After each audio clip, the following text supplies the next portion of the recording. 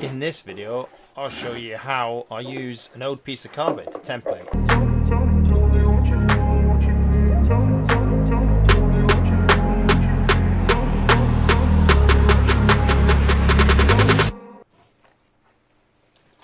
So this is an old piece of carpet that's still down, and the customers cut it short all around the edge and taken the gripper up because they wanted to paint their skirtings. Well, I'm going to be putting down a luxury vinyl tile and LVT. And obviously I've got to ply it. So if I'm plying it, it's going to need a template because, you know, you're going around the back of a toilet, in and around all these little areas. I mean, it's like 2 square meters. So as you can see what I'm doing, I'm cutting the carpet, and I'm using this piece of perspex, this red bit of perspex, to basically give me a certain distance away from the skirtings. So I'm cutting back the carpet in line with that perspex. So it's going to be the distance of this perspex short all around the edge.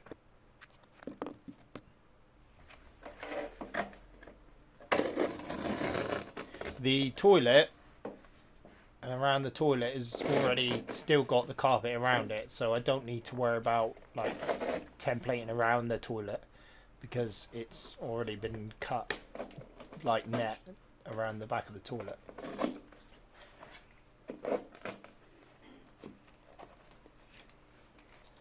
So I've got to get rid of this excess carpet now. Cut it all up, get it out of the way.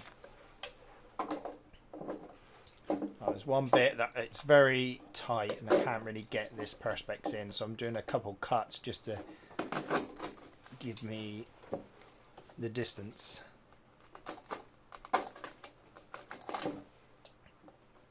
The reason why I'm doing this is because at the time I didn't actually have any paper felt. Paper felt is big sheets of paper that are 2 meters wide.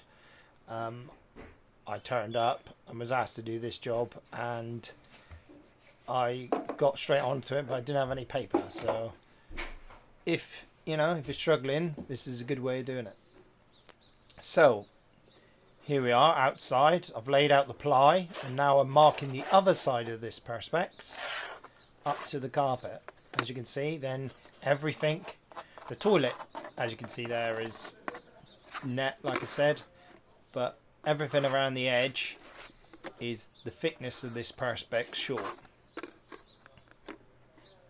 As a traditional template on paper, you do the same sort of thing. The only difference is obviously the carpet. So now the ply's all been cut down. I didn't want to bore you with that, and I'm just dropping it into place. So as you can see, it's pretty good. You know, it's not the best. It would be better if it was paper felt, but still, obviously you have to cut around the loo, pull it all back together.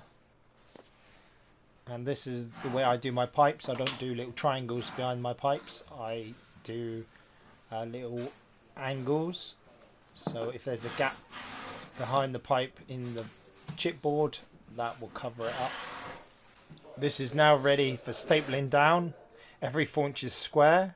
We're going to put some filler in all the joints and all the bits like around that, and anywhere where it's slightly short, and that'll be ready for tiling. And here it is, the finished article. So this actually loo was an extension from the hallway. The hallway was done a couple years ago, and she wanted it going through into the loo. And as you can see, a perfect job. No silicone required around the edges. If you like this video, then give us a thumbs up and subscribe, and I'll see you next one. Thanks very much. Bye.